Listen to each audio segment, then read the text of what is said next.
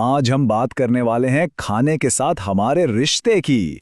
और ये सिर्फ सेहत का मामला नहीं है, नहीं, ये इससे कहीं ज्यादा गहरी बात है। एक ऐसी सामाजिक और जज्बाती कहानी जो हमारे आसपास बिल्कुल खामोशी से बन रही है। चलें जरा गहराई में चलते हैं। ये जो बात लिखी है ना कि हर मेडिकल रिपोर्ट के पीछे एक खामोश इंसानी कहानी होती है, ये सारी गुफ्तगू की जान है।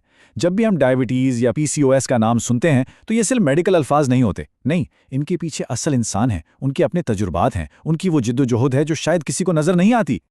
तो सवाल ये है कि मसला है क्या? सबसे पहली और सबसे बड़ी बात, खाना अब खौफ बन चुका है।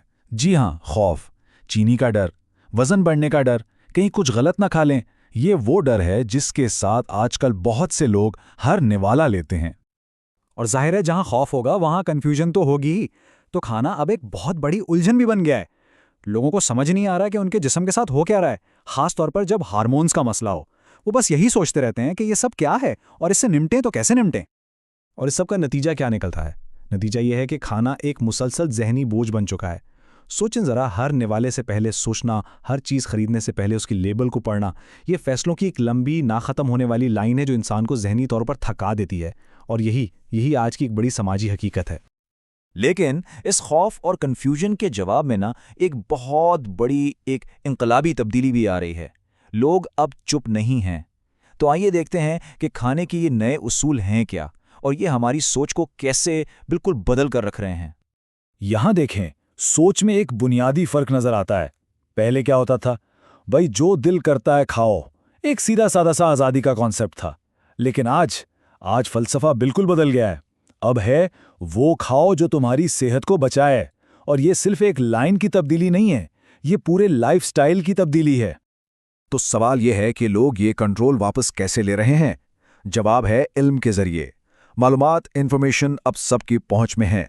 लोग फूड लेबल्स पढ़ रहे हैं, वो ग्लाइसेमिक इंडेक्स और इंसुलिन रेजिस्टेंस जैसी चीज़ों को समझ रहे हैं। चीनी और मैदे जैसी पुरानी आदतों पर अब सवाल उठाए जा रहे हैं और लोग सीधा सोशल मीडिया पर हेल्थ एक्सपर्ट्स से सीख रहे हैं। अच्छा, ये जो बेदारी है ना, ये हमारी एक बहुत ही आम आदत पर भी असर डाल रही है, और वो है स्नैकिंग। चले देखते हैं कि कैसे एक स्नैक की पहचान खतरनाक चीज से बदलकर एक इलाज जैसी बन रही है। 1 मिनट के लिए इस सवाल पर सोचें, क्या हो अगर एक स्नैक जिसे हम अक्सर एक गिल्टी प्लेजर या बुरी आदत समझते हैं, वो दरअसल एक थेरेपी बन जाए, खुद की देखभाल का एक तरीका, एक ऐसा लम्हा जो आपके जिस्म को नुकसान नहीं बल्कि सुकून दे। यहाँ पुराने और नए स्नैक्स का फर्क बिल्कुल साफ नजर आता है।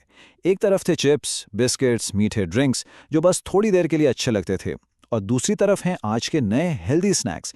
इनका बाकायदा एक मकसद है। ये ब्लड शुगर को स्पाइक नहीं होने देते, वजन कंट्रोल में मदद करते हैं और हार्मोन्स को डिस्टर्ब नहीं करते। मतलब ये जिस्म के दुश्मन नहीं बल्कि दोस्त हैं।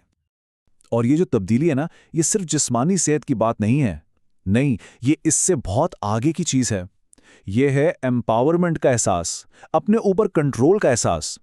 ख़ास तौर पर ख़वातीन के लिए जिन्हें हार्मोनल मसाइल ज़्यादा होते हैं, उनके लिए न्यूट्रिशन अपने जिस्म पर कंट्रोल वापस लेने का एक ज़बरदस्त ज़रिया बन रही है।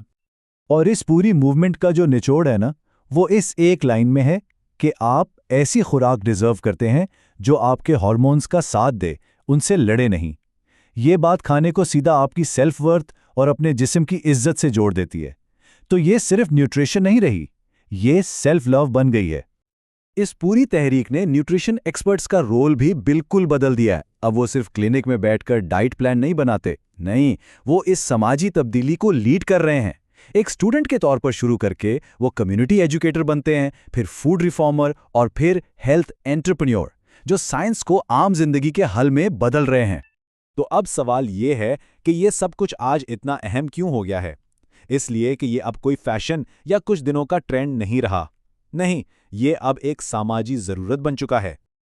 आप खुद देखें, आजकल हेल्थ ट्रेंड कर रही है, वेलनेस ट्रेंड कर रही है, हार्मोन बैलेंस पर बात हो रही है, शुगर कंट्रोल पर बात हो रही है।